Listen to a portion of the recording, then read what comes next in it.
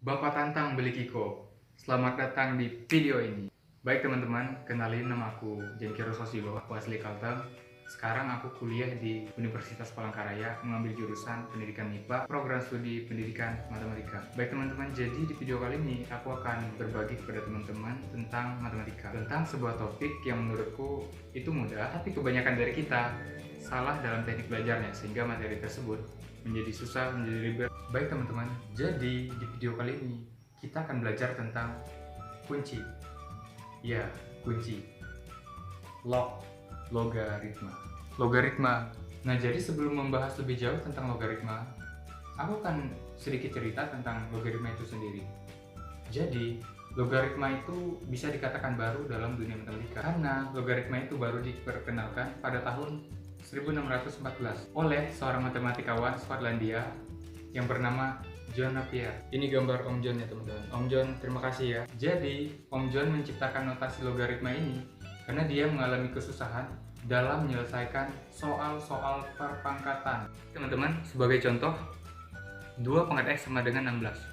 Jadi, berapa nilai X?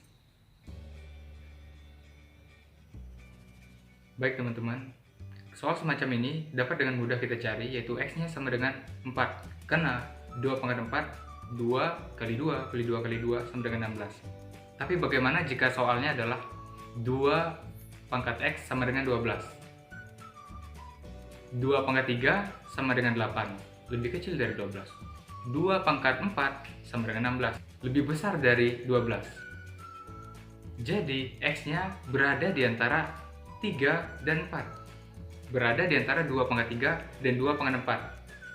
Nah, untuk menyelesaikan soal semacam ini, makanya Om John ini tadi menciptakan notasi logaritma untuk mempermudah kita dalam menghitung soal semacam ini, teman-teman. Terus ada yang nanya aku, Kak, logaritma ini digunakan gak sih dalam kehidupan sehari-hari? Ya misalnya teman-teman pergi ke pasar atau shopping yang nggak digunakan. Jadi, logaritma ini banyak digunakan dalam applied matematik atau dunia matematika terapan, teman-teman. Sebagai contoh nih, misalnya di kota A sedang terjadi gempa. Nah, untuk menghitung besar kekuatan dari gempa tersebut, yaitu skala Richter tadi, digunakanlah konsep logaritma ini, teman-teman. Sebagai contoh lainnya, misalnya teman-teman menghitung desibel suara, itu juga digunakan konsep logaritma ini, teman-teman.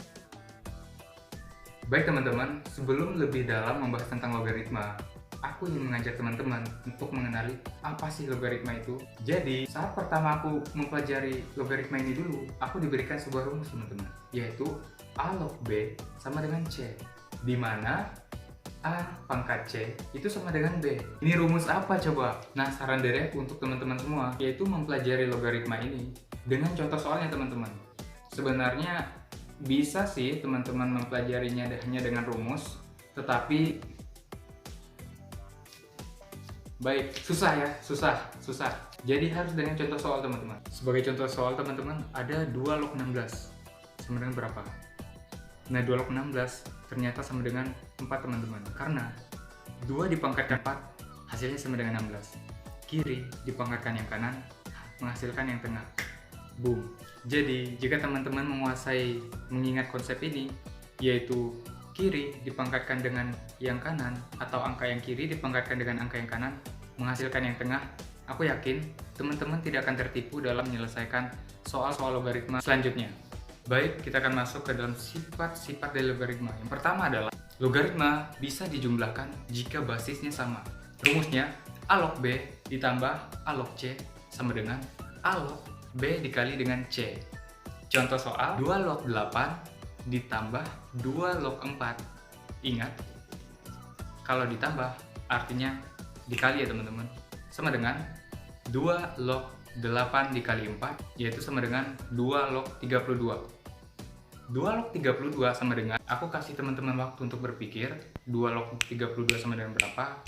Ingat bahwa 2 dipangkatkan berapa menghasilkan 32 teman-teman.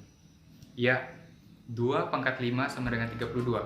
Artinya hasil logaritmanya sama dengan 5. Karena 2 dipangkatkan 5 sama dengan 32. Jadi 2 log 32 sama dengan 5. Selanjutnya, A log B dikurang A log C sama dengan A log B per C. Artinya dibagi teman-teman. Kalau dikurang, dibagi ya. Contoh soalnya, 2 log 8 dikurang 2 log 4 sama dengan 2 log 8 per 4. Yaitu sama dengan 2 log 2. 2 log 2 sama dengan berapa teman-teman? 2 dipangkatkan berapa? Sama dengan 2. Ya, 2 pangkat 1 sama dengan 2. Jadi hasil logaritmanya sama dengan 1. 2 log 2 sama dengan 1. Mudah kan? Nah, jadi di sini ada latihan soalnya teman-teman, yaitu 3 log 3 ditambah 3 log 9. Ingat untuk rumus penjumlahan logaritma yaitu dikali ya teman-teman. 3 log 3 ditambah 3 log 9 sama dengan 3 log 3 dikali 9 sama dengan 3 log 27. Ingat, basis dipangkatkan hasil dari logaritma menghasilkan numerus atau yang di tengah teman-teman. Kiri dipangkatkan yang kanan menghasilkan yang tengah. Boom. 3 dipangkatkan berapa? Menghasilkan 27. 3 pangkat 1 3, 3 pangkat 2 9, 3 pangkat 3 27. Ternyata 3 pangkat 3 27.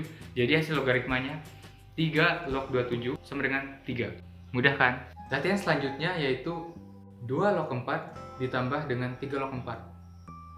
Silahkan teman-teman berpikir. Nggak bisa, ini nggak bisa dijumlahkan teman-teman, karena apa tadi syaratnya?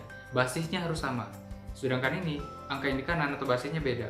2 tidak sama kan dengan 3? 4-nya sama kak? Oh tidak, basisnya beda ya. Nah, kita akan masuk ke dalam sifat yang kedua. Sifat yang kedua ini adalah logaritma dalam bentuk perpangkatan, di mana A pangkat X log B pangkat Y sama dengan Y per X dikali A log B. Contoh soalnya 8 log 81. Aku ingin teman-teman mengucapkan kembali soal tersebut bersama aku. 8 log 81. Ingat rumusnya, 8 adalah 2 pangkat 3. Sedangkan 81 adalah 3 pangkat 4. Jadi hasilnya sama dengan pangkat dari B, yaitu 3 pangkat 4, 4-nya dipindah ke depan, per pangkat dari A, yaitu 2 pangkat 3 per 3. Jadi hasilnya sama dengan 8 log 81 sama dengan 4 per 3 dikali 2 log 3. Simpel kan? Nah, bagaimana dengan soal selanjutnya yaitu 4 log 125. Ini juga spesial teman-teman. Kenapa spesial?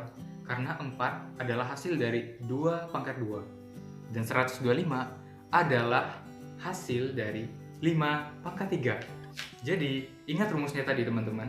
2 pangkat 2 log 5 pangkat 3. Ingat, menjadi sama dengan 3 per 2 dikali 2 log 5. Simpel kan? Logaritma asik. Sifat yang ketiga yaitu logaritma bisa dibalik teman-teman. Rumusnya A log B sama dengan 1 per B log A. Contoh soalnya 2 log 3 sama dengan, ingat teman-teman, logaritma bisa dibalik.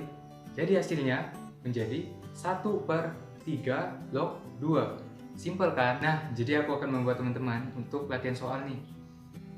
Jika 2 log 11 sama dengan X, maka berapa nilai 11 log 2 dalam X? Baik, ingat, logaritma bisa dibalik teman-teman.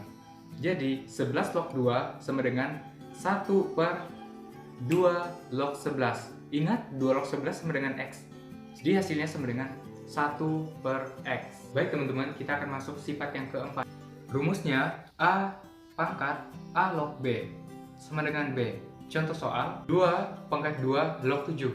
Jika suatu bilangan dipangkatkan dengan logaritma, di mana bilangan tersebut sama dengan basis logaritma tersebut, maka hasilnya itu langsung sama dengan B teman-teman. Misalnya dalam kasus 2 pangkat 2 log 7, itu hasilnya sama dengan 7.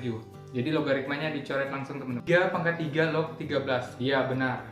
Logaritmanya langsung dicoret, hasilnya sama dengan 13.